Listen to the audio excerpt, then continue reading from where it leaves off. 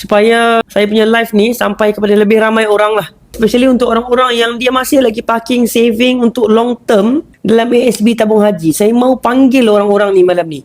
Tuan-puan boleh letakkan hashtag ASB, boleh? So tuan-puan, untuk orang-orang yang golongan kedua ni yang dapat manfaat daripada emas, dia bagus in terms of dia tahu pentingnya beranakkan duit. Tapi mungkin dia nak nampak potensi untuk beranakkan duit di tempat yang lebih bagus lagi.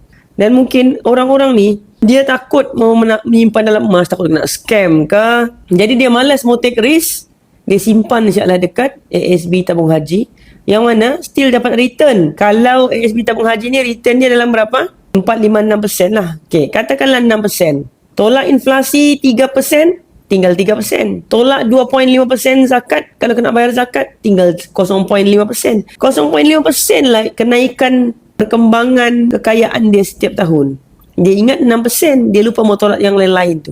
Tapi kalau tuan-tuan simpan dekat emas, yang mana return dalam emas ni 10%, 15%, ada kalau tahun lepas lagi sampai 20%. Kalau tolak inflasi 4%, masih ada 16%. Kalau tolak zakat 2.5%, masih ada 13%, tuan-tuan. Still berkali ganda, berkali lipat daripada saving di tempat lain yang sama-sama peace of mind.